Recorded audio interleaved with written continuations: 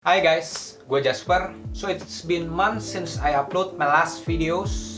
I don't know, mungkin udah 4 atau 5 bulanan. Tapi karena gue lagi gabut banget gitu, kayak di rumah gak tau mau ngapa-ngapain, ya udah gue buat video aja guys. Jadi hari ini gue mau ngomongin tentang jurusan gue, yaitu IT atau Teknik Informatika kalau dalam bahasa Indonesia. Sebelum gue masuk lebih detail tentang IT, gue cuma mau kasih tahu bahwa di IT itu kita nggak belajar tentang edit-edit video atau desain-desain kayak gitu guys. Menurut gue banyak banget misconception kalau misalnya di IT lu bakal belajar desain, lu bakal belajar edit video dan lain-lain, Photoshop dan lain-lain. Well, mungkin kita bakal pakai skill desain sedikit dalam web design, but itu bukan yang ditekanin guys. Jadi itu bukan yang ditekanin dalam IT. If you guys lebih interested kalau misalnya untuk desain-desain itu, coba kalian pelajarin DKV. Mungkin DKV bakal lebih cocok buat kalian. Untuk yang suka edit video, kalian bisa coba mungkin masuk selain DKV ya, kalian bisa masuk jurusan perfilman, karena menurut gue masih relate, karena di industri perfilman butuh editor video. Oke, jadi kalau kalian penasaran gimana sih website, aplikasi, atau game tuh buatnya tuh kayak gimana, nah di jurusan IT itu bakal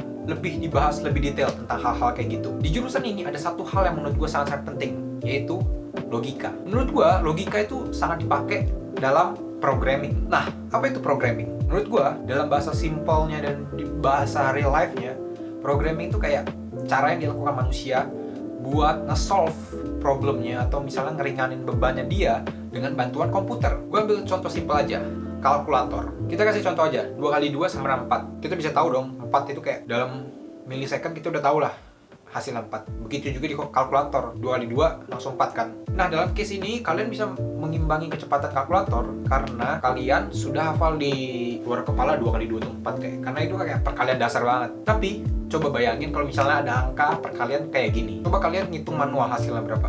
Mungkin kalian bisa, tapi it takes time gitu. Jadi kayak lama. Sedangkan kalkulator sama aja waktunya, kayak beberapa second atau milisecond udah keluar gitu. Sama kayak hasil 2 kali 2 ya sama waktunya kayak gitu. Sedangkan kalau manusia ngitung kayak gitu kan agak lama ya. Ya udah, itu simple example-nya guys. Jadi programming itu kayak ngajarin komputer buat nge-solve problem kalian. Kalian lihat komputer tuh kayak pintar, tapi sebenarnya nggak buat komputer pintar tuh sebenarnya manusia guys. Manusia ngeprogram komputer supaya komputer lebih pintar buat nge-solve problem kita. Nah, dalam programming itu sebenarnya ada banyak bahasanya guys. Contohnya tuh kayak C, C Sharp, C++, Python, atau Java. Nah, gue nggak bakal bahas tentang bahasa pemrograman itu karena itu menurut gue rumit ya.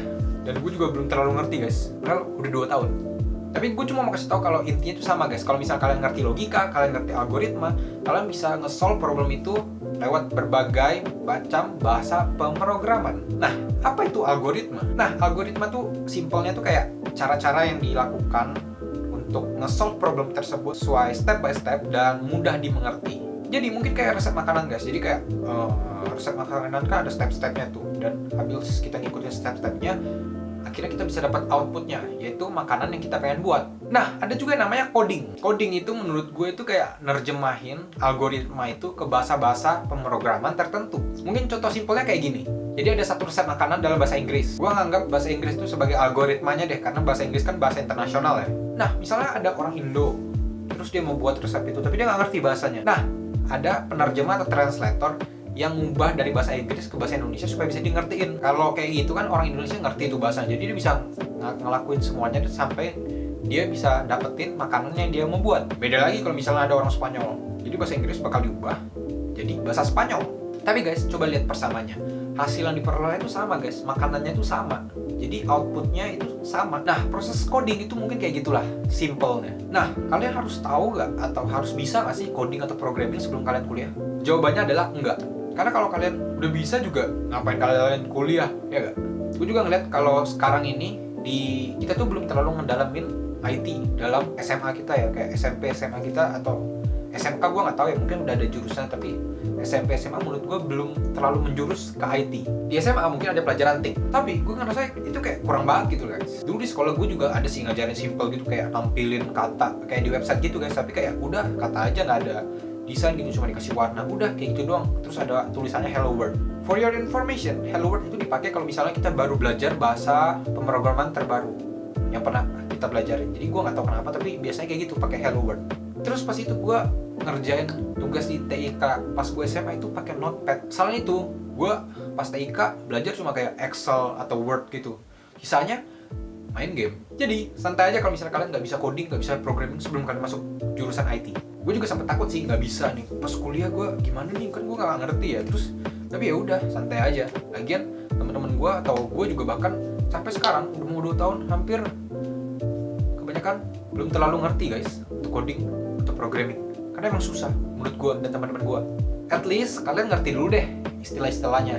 Nah, ada fun fact ya, gue dulu pernah interview ya untuk beasiswa di kampus yang orang-orang bilang mahal, dan gue dapat beasiswa sekitar 80-50% di sana. Pas di interview, gue juga sebutin aja gitu istilah-istilahnya kayak Python, coding apa walaupun gue nggak ngerti apa-apa guys. Tapi gue ngeliat mereka oke aja, terus ya udah, terus gue tetap dikasih beasiswa. Jadi kesimpulan yang gue bisa ambil itu normal aja, walaupun kalian nggak terlalu ngerti, yang penting kalian tahu aja istilah-istilahnya. Tapi kalau misalnya kalian mau belajar duluan, belajar lebih detail, itu lebih bagus guys, supaya nggak kayak kakak-kakak tingkat lo yang nggak terlalu ngerti IT padahal udah 2 tahun atau 3 tahun yang mau masuk IT karena mau hindarin matematika. Juga coba pikirin dulu, karena di IT itu kita bakal belajar matematika, walaupun matematikanya itu nggak kompleks, tapi mungkin matematika SMA ya, jadi kayak dasar-dasar gitu doang. Kenapa kita belajar matematika? Karena matematika itu bakal dipakai dalam programming sedikit banyak. Nah, di jurusan ini menurut gue ada beberapa tipe mahasiswa guys. Yang pertama itu menurut gue orang yang emang tertarik dan emang punya kemampuan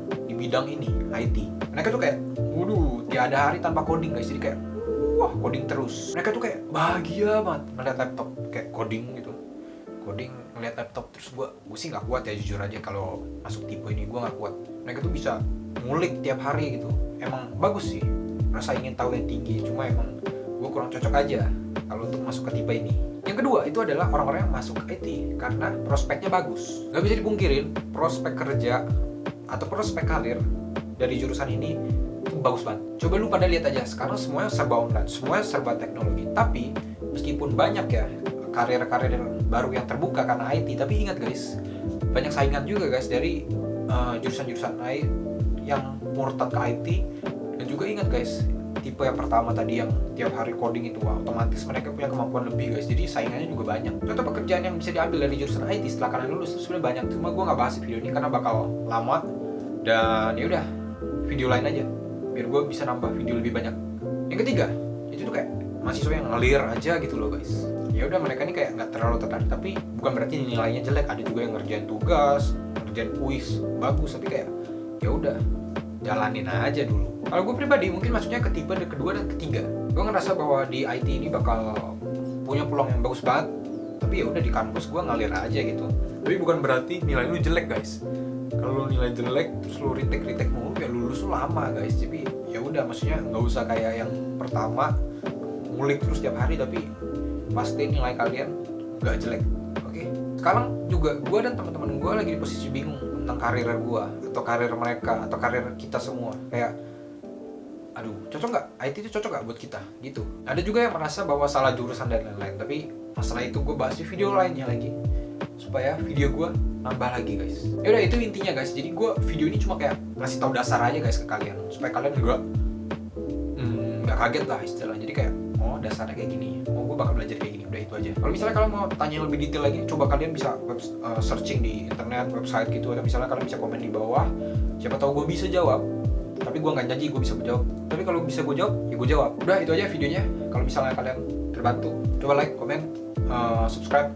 Yaudah, itu aja intinya. Kalau misalnya kalian pengen lihat konten-konten kayak gini lagi, atau jurusan-jurusan lain, atau college, hal-hal tentang college atau karir atau personal development, coba subscribe channel ini. Thank you guys.